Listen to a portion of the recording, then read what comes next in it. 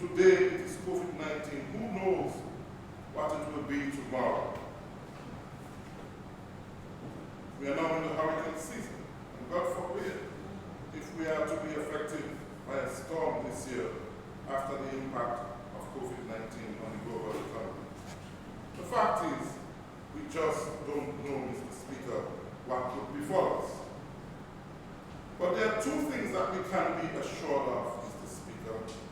One is the love of God for all his people, particularly those of us here in Dominica. His hand of protection is always with us. And secondly, the fact that we have a Prime Minister and government who are well poised to respond to any uncertainty which we may encounter, and will do so with care and commitment for all our people. All our people, Mr. Speaker. No one is left behind. It doesn't matter if they didn't vote for us. It doesn't matter if these constituencies have traditionally not supported us, but we continue to care for all the people of Dominica, Mr. Speaker. We're certainly assured that this budget captures the spirit of progress and will turn out to be a circle of blessing for the nation. No pun intended, Mr. Speaker. The harvest is on its way for all Dominicans through this budget.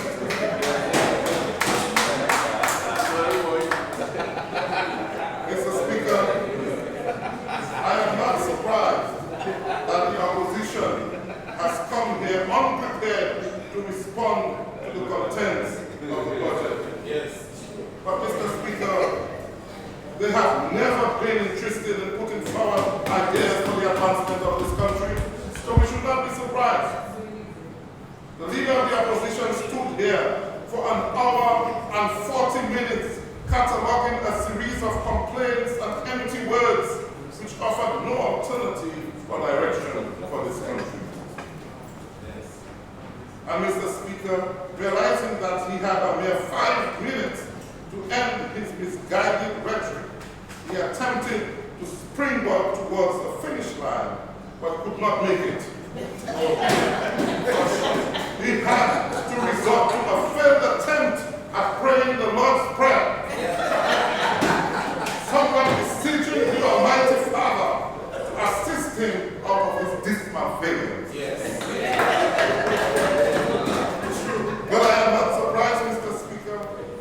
And you know what, Mr. Speaker? What I noticed? For once, he tried to contain himself and did not display any fury.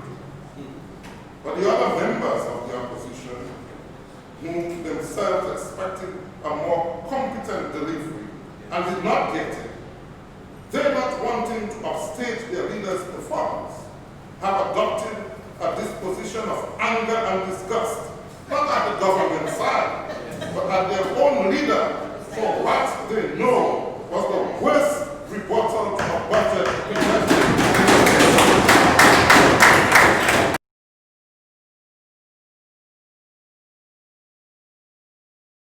you hear from the members of the opposition another set of empty words.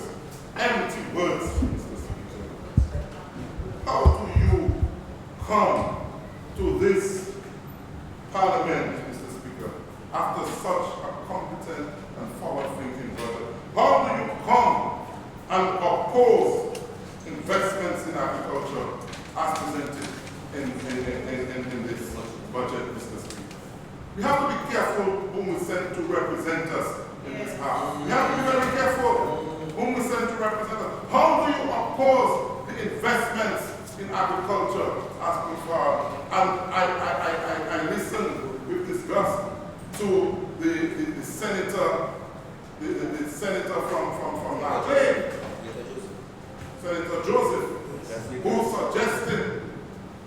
suggested that we have heard of these interventions before, and that the United Workers' Party had put them forward. Nonsense, Mr. Speaker. They never did. The only thing that I remember that the United Workers' Party proposed to Dominica was $1 a pound for bananas, and it never happened, Mr. Speaker. It never happened, Mr. Speaker. Yes. That is the legacy of the United Workers' Party where agriculture is concerned. How do you come to this house, Mr. Speaker, and oppose interventions in support of our youth? Because when you oppose, you cannot just pull out certain parts of the budget and oppose it. You either support the entire budget or you oppose it. And so when they stand in opposition to this budget, they stand in opposition to all the wonderful interventions that are being proposed for the development of this country. So they oppose support for our youth. What will they say to our youth? Mr. Speaker, $10,000 being made available to young people who want to build new homes or buy property. How much better can it get for our young people? I wish I was under 40 at this point in time. Yes. Take advantage of this. Yes, yes, true. Mr. Speaker, how can you come to this house and oppose investments in the housing sector, Mr. Speaker? So many of our people have been relieved and are living in much better conditions, Mr. Speaker, because of the interventions made by this government in the housing sector, Mr. Speaker. Mr. Speaker, another one. How can you oppose the investments in education, Mr. Speaker? How do you oppose the investments in education? Education has enabled so many of our young people and so many of our families to rise from poverty. Yes. And you come here and you oppose the investments in education. Mr. Speaker, how do you oppose the creation of the digital economy? A new intervention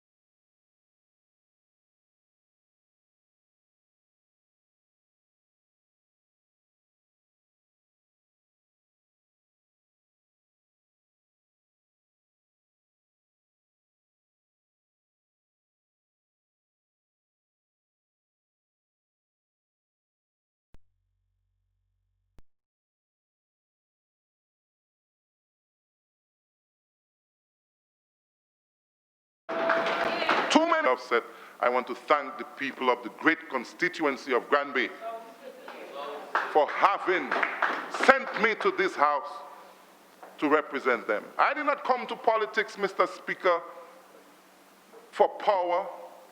I came to politics, Mr. Speaker, to bring transformation to my community, Mr. Speaker. And anybody who knows me knows that when it comes to finding opportunities for the people of Granby, I am at the top of the game. All the members here will tell you that when it comes to Granby, I am selfish. I will say, I want this for Granby, and I look forward to getting it for my constituency, Mr. Speaker. I make no apologies for that. The Prime Minister is right here, he knows that. He knows that when I come to him, I say, PM, I want this for Granby. And sometimes I can get it, other times I know I have to do otherwise. But thank you anyway, PM, for all the times that I have come to you and said, PM, Granby. And he's always suggested, okay, Ed, we'll try. All right? Thank you, PM. But, Mr. Speaker, Granby, along with the other sovereign constituencies, stand on the threshold of positive transformation, which will redound to the benefit of our constituents. Efforts towards embracing a digital economy, the new thrust in agriculture, education, and healthcare, as well as the continuation of the housing revolution, will ensure that our people are empowered to succeed. Mr. Speaker, I look forward to my constituents, particularly the youth and those who are IT savvy, getting involved in the enabling of the digital economy. Jobs will be created, and there lies the opportunity for innovation, creativity, and the facilitation of all sectors.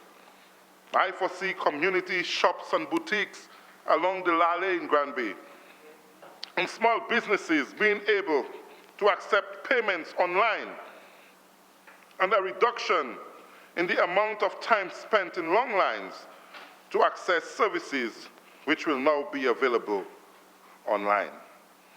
I look forward to inviting the Minister and his staff to Granby at the soonest possible time following the passage of this budget to dialogue with my constituents about the possibilities that this new sector will present. Mr. Minister, be on notice. That's right. In healthcare, Mr. Speaker, we in Granby are fortunate that our health center was selected to be transformed into a smart health center.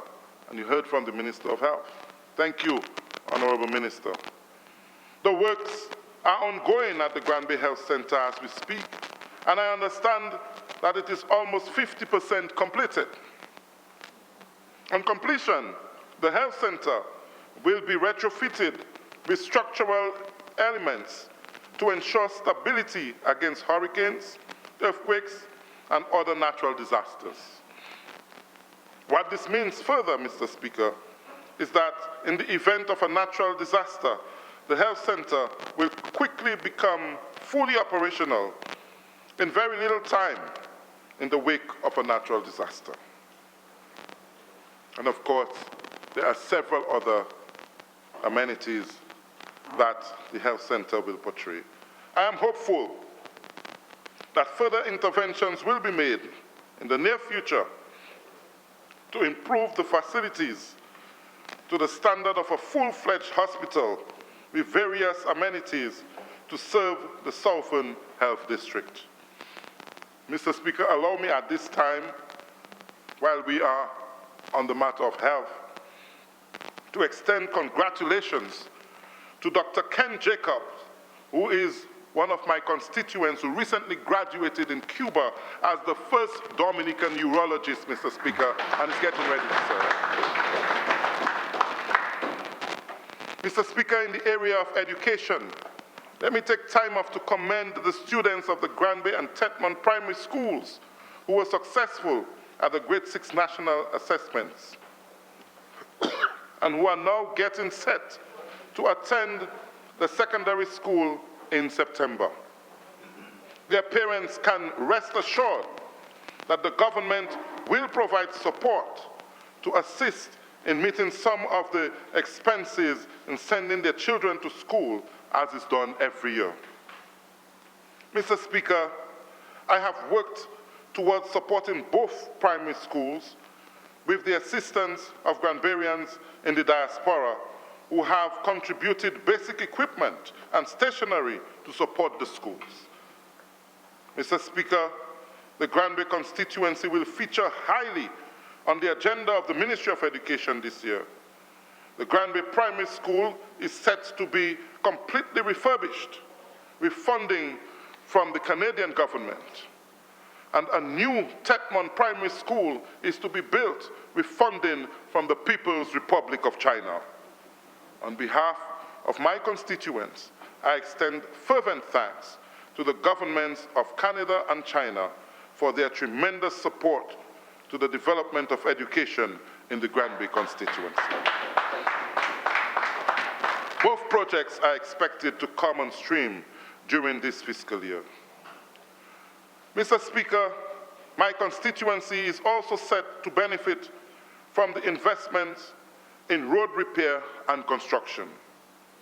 Under the Community Road Rehabilitation Program, Granby, like all other constituencies, will see the construction of at least one new community road, and that will take place in an area that we call Felicity. That will be the first one in the Granby area. However, I have indicated that I have identified several more constituency roads which require urgent attention.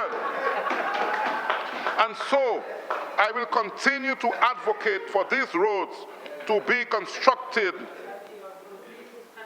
Mr.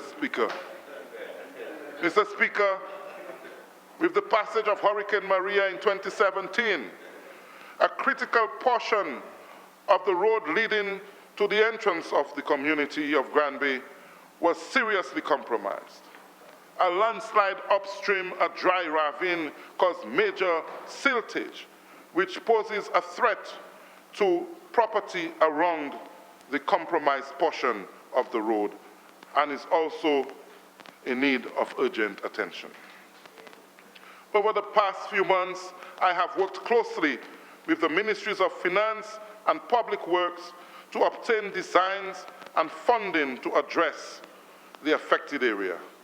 I am pleased to report that the project has now entered the tendering phase and is expected to see works begin within weeks, Mr. Speaker. Mr. Speaker, housing development is another area which has positively impacted the Granby constituency. I can report that very soon, 30 families will benefit from a consignment of new apartments which will be handed over to residents. And Mr. Speaker, I can tell you that there are 30 apartments, but 300 people want them. 300 people want them.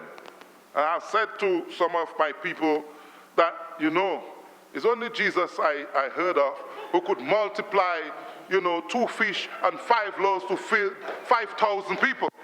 If I could, I would give everybody an apartment. But I implore my constituents to be patient, because there is more coming, Mr. Speaker. Be patient. There is a promise from the Honorable Prime Minister that a further 70 homes will be constructed in the constituency. But I have already indicated that there will be a need to provide at least 200 or 300 more to meet the demands of the constituency. Mr. Prime Minister, please take note. And I am confident that this request will find favor as government seeks to provide resilient housing for Dominicans throughout the country.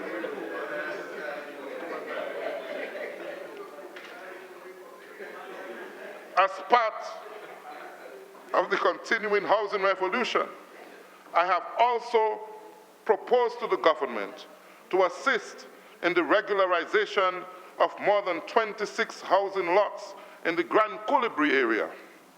These families have occupied private lands for several generations and have been limited in their ability to improve their living conditions without the possession of certificates of title.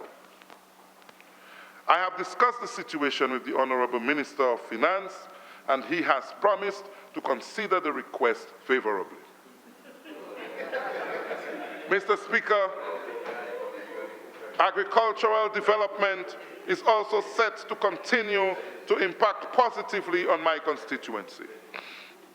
Mr. Speaker, the arable lands of Morpeau, Marcaton, and Vieille-Bois on the Geneva estate have always been viewed as some of the best lands for cultivation in the country. They are well suited for the production of a wide variety of crops. However, there are two main areas of challenge for the farmers who farm in these areas. They have to grapple with drought conditions brought about by climate change and the deterioration of the farm access rule. I am able to report, Mr. Speaker, that I have already obtained and submitted estimates for the repairs of the farm road, and I anticipate that it will be given attention during this fiscal year. I have also begun the process of designing an irrigation system for the area. I am hopeful that funding will be obtained in the near future to respond to this critical need in food production and, of course, to enable us to take advantage of the new technologies for agriculture, which would be aquaculture and hydroponics and greenhouse production, Mr. Speaker. Mr. Speaker, I can also report on the commencement of an exciting collaboration between a few farmers in the Tetmon area and the Chinese Agricultural Mission. This is an exercise aimed at the cultivation of exotic fruits to supply the local market and for export. The Tetmon area possesses the right conditions for the cultivation of strawberries and other similar fruits. The Chinese Agricultural Mission has begun to provide planting materials to the farmers in the area, and we look forward to the development of this venture as a new income-generating program for our farmers, Mr. Speaker. Mr. Speaker, I am also eyeing the proposed reinstating of the prawn hatchery at Belfast, Mr. Speaker. With that in place, I have every intention to encourage farmers in my area whose holdings are in close proximity to fresh-flowing streams to take advantage of prawn farming as another opportunity to attract high income from sales to our developing hotel sector and for export, Mr. Speaker. At this juncture, I wish to take time off to commend the efforts of a group of farmers in the Granby area who have decided to form themselves into a farmers' cooperative. As a longtime supporter of cooperatives myself, I understand the benefits to be derived from this initiative, and I pledge my full support to the farmers in their endeavors. Mr. Speaker, fishing is also being seen as a growing sector in the Granby area, as many of our young men are now embracing the art of fishing. In collaboration with the parliamentary representative for the Pitt Southern constituency, Honorable Dr. Kenneth Daru, it is our intention to develop the Stowe Fish landing site to accommodate fisher folks from Granby and the rest of the Southern District. Some works have commenced to develop a proper slipway and to develop a sheltered area for boats. I look forward to the further development of that site as a multi-purpose landing site to accommodate much more than just fishing, Mr. Speaker.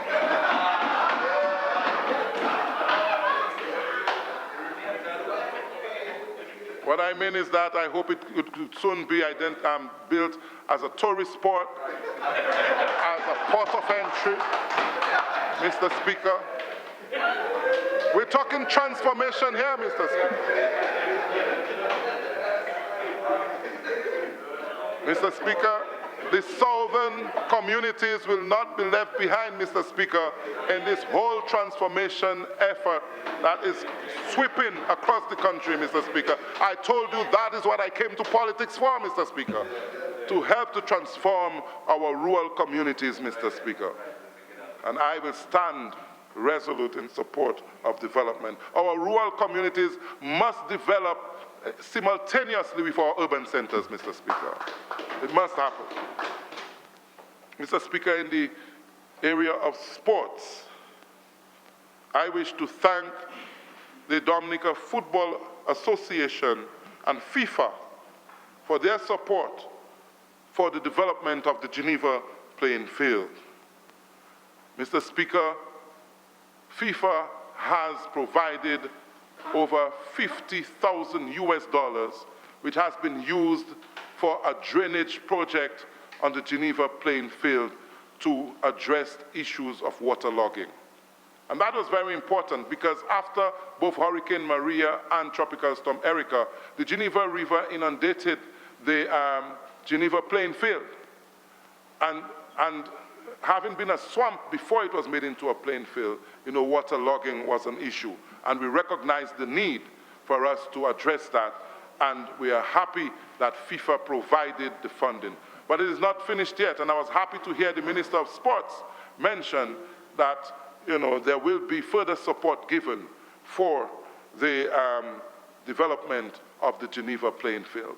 Mr. Speaker, I can also report to the young people of Granby that we have been working towards improving basketball in the Granby constituency. And basketball rims, modern basketball rims, have arrived in the country to be installed at the center basketball court as well as at the Myrtutus Park court, and we will see those very soon, Mr. Speaker. Mr. Speaker, there are a number of initiatives which will impact positively on the Granby constituency, including the continuation of repairs to the Granby community and youth centers. These have been ongoing, and we look forward to the completion of these two projects. We'll also see the development of agro-processing facilities and small factories to provide jobs for our people.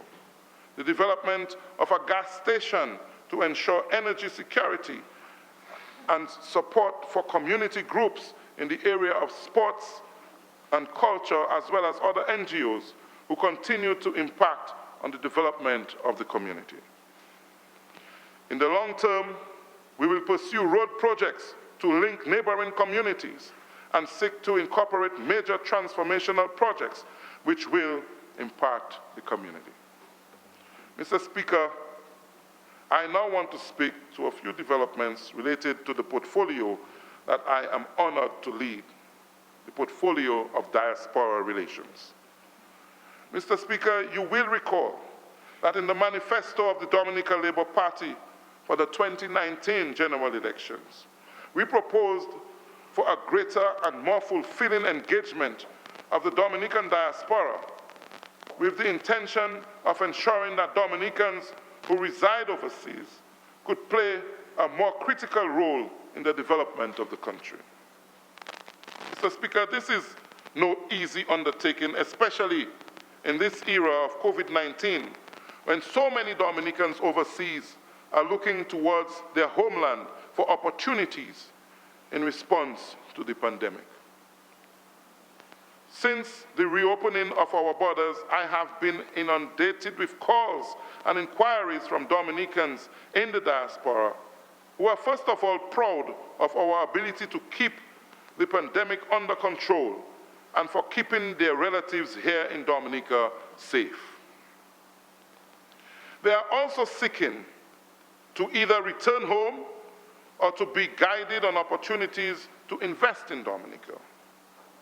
The creation of the Dominica Entrepreneurship Visa Program, as outlined in the budget, provides opportunities for our diasporans, including those who have adopted our country through the Citizen by Investment Program, to invest and participate in the dynamic Dominica Thrust, which we continue to promote.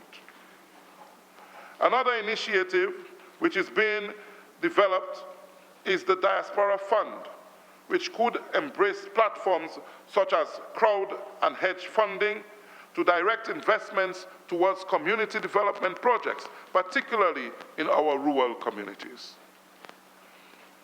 My ministry is now reviewing the diaspora policy to make it more relevant to the needs and aspirations of those living in the diaspora. The development of a skills registry is underway, and we hope that this will enable the ability of diasporans who have acquired various skills in their host countries to take advantage of opportunities to return home on brief engagements to impart their knowledge and skills to different sectors of our society.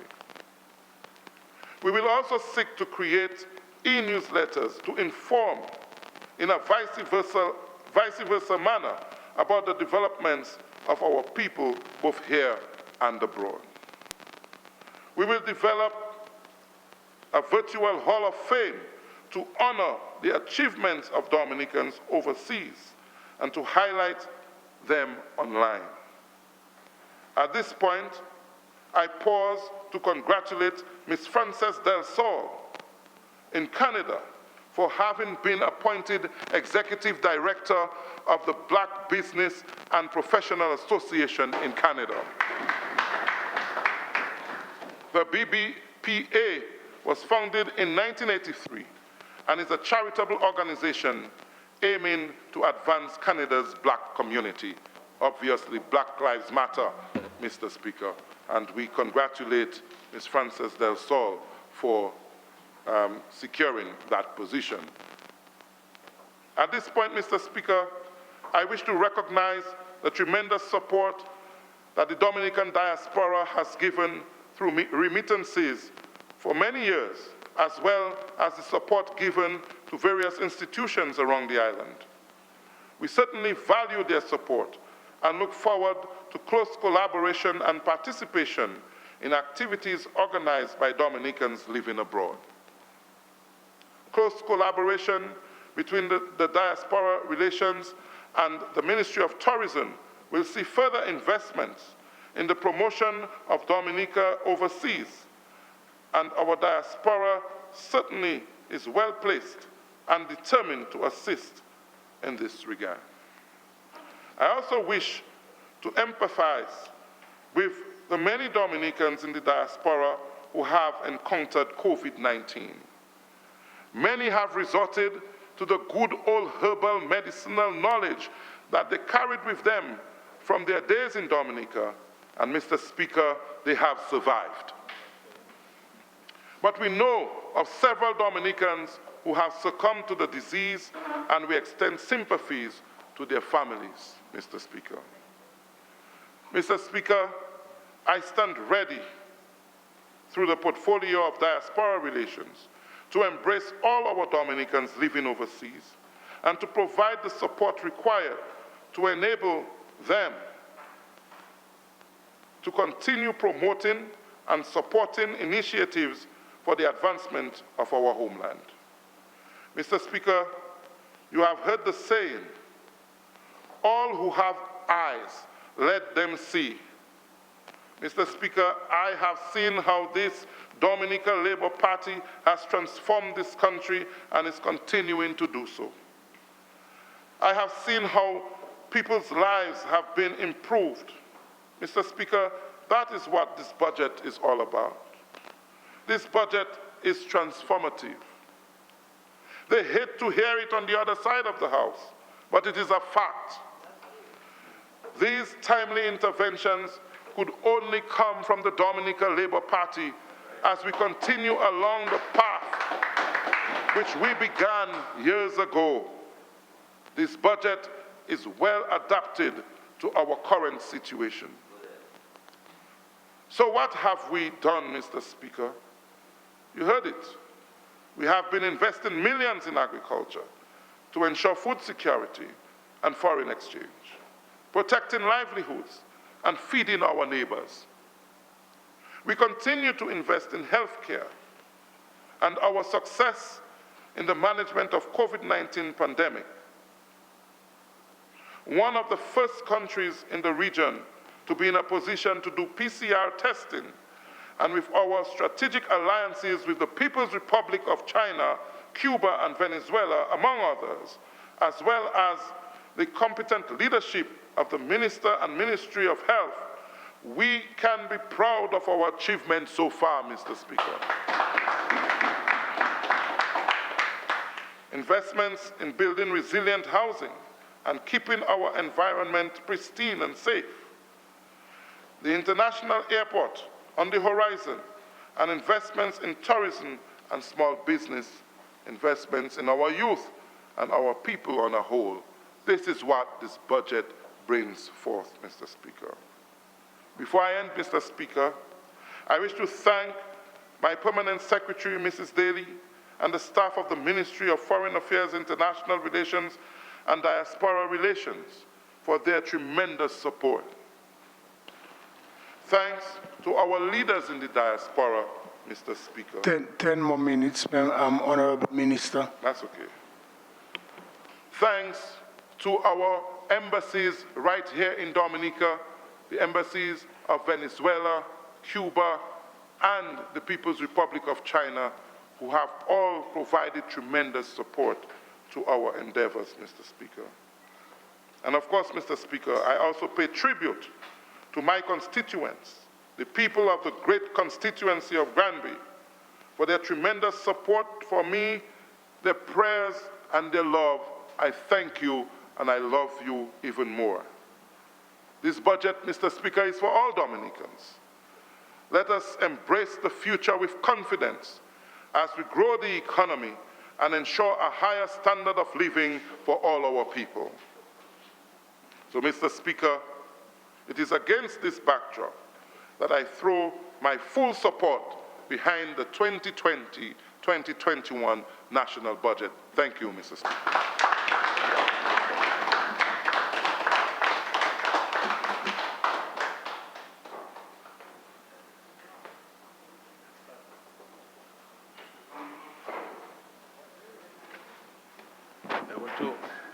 I want to say to the member for Granby, Tetmon, Montaigne, Bordeaux, Grand Colibri, Hagley, Geneva House, that I am in total, absolute support of the request put forward in respect to the Granby constituency. And I believe that every effort must be made by the government to ensure we deliver to the people of that constituency. We owe them a lot, and whatever they get, and they will deserve every single dollar.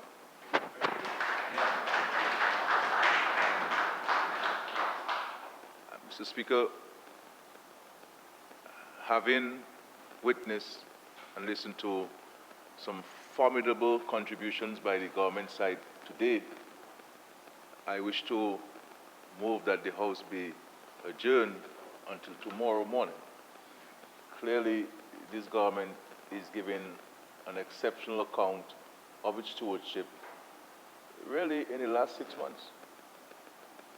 In the last 6 months, in the midst of a global shutdown and an unprecedented situation confronting the world, Dominica included.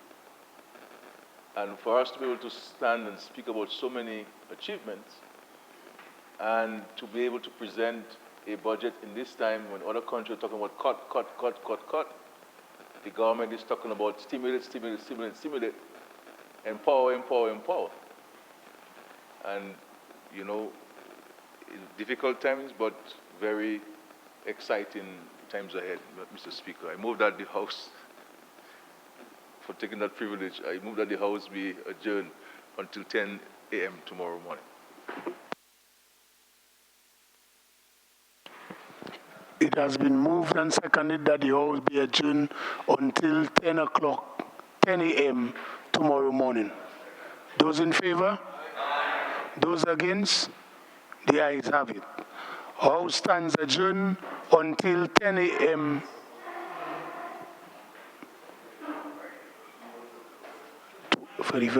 Yes. So House stands adjourned until 10 a.m. Friday, 31st of July 2020.